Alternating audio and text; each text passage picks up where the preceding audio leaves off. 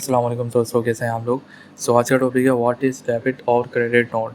Credit note और debit note के बारे में मैं आपको इस तरह इजी तरीके से बताऊंगा कि आप कभी नहीं भूल पाएंगे। ठीक है, तो सबसे पहले हम क्रेडिट नोट को ले लें। क्रेडिट नोट होता क्या है पहले ये जान लें। Credit note is a document issued by a supplier to a customer. ये ऐसा डॉक्यूमेंट है जो हमेशा हमेशा सप्लायर अपने कस्टमर को इशू करता है, या कोई कंपनी या कोई कोई सी भी ऐसा ऑर्गेनाइजेशन जो कि अपने कस्टमर को इशू करता है डॉक्यूमेंट, जिसमें क्या होता है, notifying them to decrease in the amount और जो कि उसने जो चीज़ ली है उस चीज़ में कमी जब आ जाती है तो उस डॉक्यूमेंट में ये चीज़ बताई जाती है। मैं आपको बेस्ट एग्जांपल दे देता हूँ। ये आपके सामने स्लाइड है। ए बी ट्रेडर्स कंपनी का नाम है, जिन्होंने सेल किया है टीवी।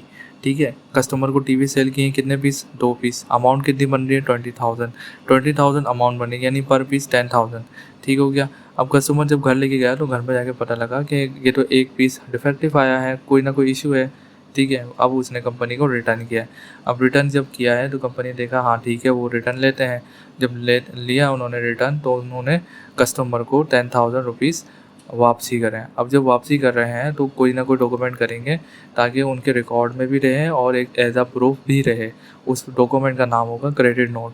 अब क्रेडिट नोट के अंदर कस्टमर की सारी डिटेल, एड्रेस, सारी चीज़ें मेंशन होती हैं। क्रेडिट नोट नंबर होता है, रेफरेंस नंबर। क्रेडिट में नोट के अंदर मेंशन होता है क्या चीज़ हम रिटर्न ले रहे हैं, और उसकी रीज़न भी लिखा होता है और उसकी अमाउंट भी लिखी हुई होती है।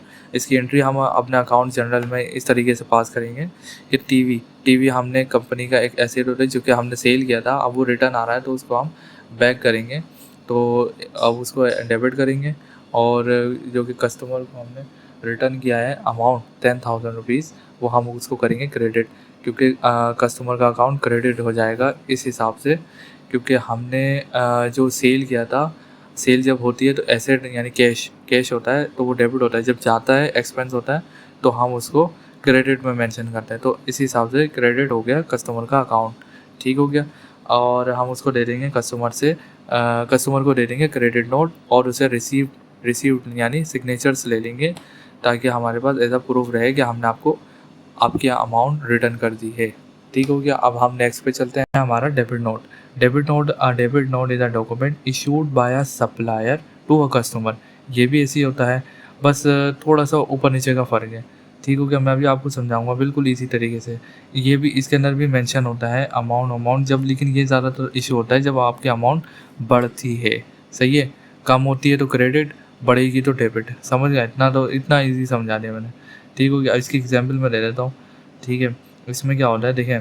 अभी जैसे कस्टमर ने, मैंने अभी पिछले एग्जांपल में समझाया, कस्टमर ने अपना टीवी वापसी किया। जब टीवी वापसी किया तो अपना कंपनी की तरफ से उसको क्रेडिट नोट मिला। ठीक हो गया। अब जब क्रेडिट नोट मिला तो वो कस्टमर ने उस क्रेडिट नोट को अपने अकाउंट में क्या एंट्री करी कि वो डेबिट नोट के नाम से। सही है, क्या हो गया, स्विप हो गया। मतलब अगर कंपनी इशू कर रही है तो वो क्रेडिट नोट के नाम से करेगी, क्योंकि उनकी अमाउंट डिक्रीज़ हो रही है, और यहाँ पर जो कस्टमर है उसकी अमाउंट इंक्रीज़ हो रही है, तो वो अपने उसमें क्या करेगा, डेबिट करेगा, डेबिट नोट के नाम से एंट्री करेगा अपने अकाउंट्स में 10,000 जो उसको रिसीव्ड हुए हैं। ठीक हो गया, इतना समझ में आ गया। इसकी एंट्री क्या पास होगी, सप्लायर को हमने 10,000 उससे लिए। ठीक हो गया, 10,000 लिए, 10,000 हमारा क्या है, कैश आया, क्या हो गया, हमारा अकाउंट डेबिट हो गया। ठीक हो गया। और उसके बाद जो टीवी है, टीवी जो कि हमने उसको वापसी कर दिया। टीवी क्या है, हमारा एसेट, जो कि वो भी चलेगा। जब एसेट कम होता है तो क्रेडिट हो जाता है, तो क्रेडिट हो गया, उसकी अमाउंट 10,000, यहाँ पे सप्लायर की अमाउंट 10,000 हो गया इक्वल। ये हो गया अपना डेबिट। अब डेबिट नोट के अंदर भी हम यही सेम चीज़ें मेंशन होती हैं, बस नाम का फ़र्क होता है। डेबिट नोट, ये आ गया अपना डेबिट नोट। ठीक हो गया। बहुत ही ईजी तरीके से आपको मैंने समझाया है। उम्मीद है आप लोगों को समझ में आ गई होगी। और चैनल को लाइक और सब्सक्राइब कर दिएगा, बहुत मेहनत लगती है।